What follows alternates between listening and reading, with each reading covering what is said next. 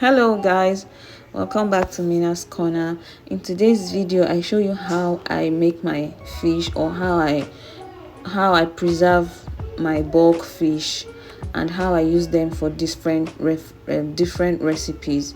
So here I have this particular fish. I honestly don't know what this fish is called, but it's very nice. It's very thirsty. And when you are in the part of the world where you don't get the normal dried fish that we are used to, or we used to make soup back in Nigeria, then we have to opt for other options. And this is one way, or this is one method that I use most of the time, and I still get a very nice and tasty tasty soup. Yes, so this one I'm just going to wash it up and take out all the gunks or all the intestine from the fish and clean it up properly. And once I do that, I'll set it aside and I'll move to the next fish. I have 3 different fish today that I'm going to use, or that I want to prepare, and I store this, and this will last me for a long time, say 1 to 2 months, before I have to repeat this process again. So right here I'm just going to clean up the fish. I'm done with the first one and I'll move on to the second one.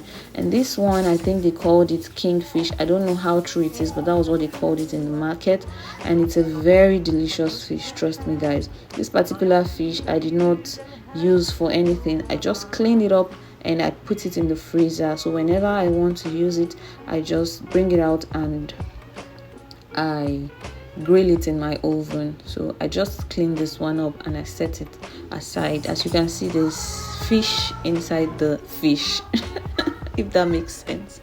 So this is the third fish. This is I don't know, would you call it fingerlings or whatever? I don't even know what it's called, but I take out the head of this particular fish because I actually wouldn't try to blend it or dry it with the head, because I don't know. I know some fish with their head, they taste very bitter, so I don't even bother leaving the head on it because I'm going to blend the whole thing up. So once I'm done cleaning up the whole fish, I would line my oven rack with a foil paper. That's the one that goes on the bottom. The reason I did that was because I don't want the water coming out of the fish to get to the oven, to the heater, or that's that part of the oven that heats up basically. So when I do that, I would also oil the other racks that I'm going to place the fish on. I just salted the first fish. I just salted it, and I'm going to divide it into 2 places. I'll salt one only, and I'm going to cover it up with a foil paper.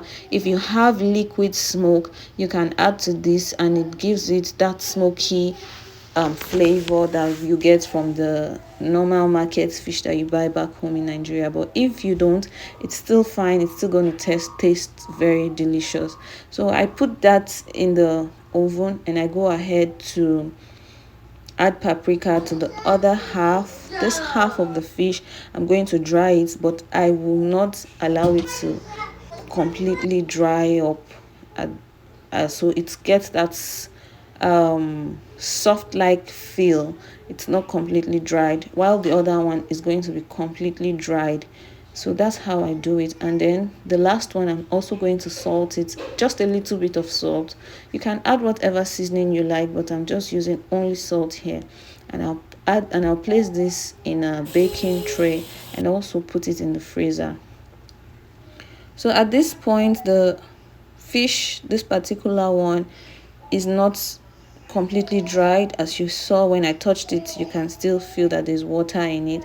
I'm going to leave it until this particular time when it has completely dried to how I want it. This is not the one that's going to be hard. This one I can use to make moi moi, I can use to make beans, I can use for whatever I want to use it for. And I'm just going to take out the bones. I'm going to remove the head of the fish, take out all the bones, make sure it's completely free of bone, or at least 80% free of the bones, and I'm going to put it in a storage container, or you can also put it in a Ziploc bag, and I'm going to store this away in the freezer.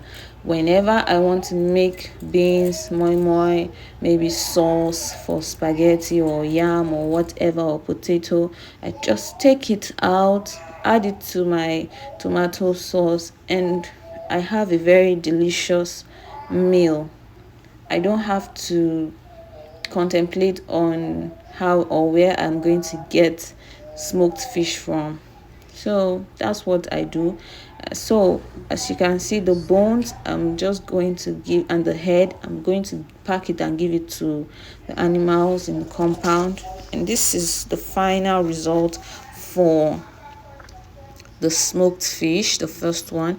And this one I smoked for 2 days, although not continuously. At some point I had to put it off or turn off the oven, and then I continued the following day. And this was the final result for the second batch of the fish, as well as the tiny ones, or the fingerlings. I don't know what they are called. So you can see they are completely dried, like completely dried. And this fish tastes really good.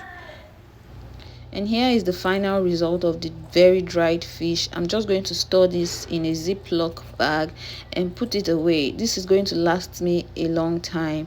And I have the head of the fish as well, which I'm going to give away to the cats.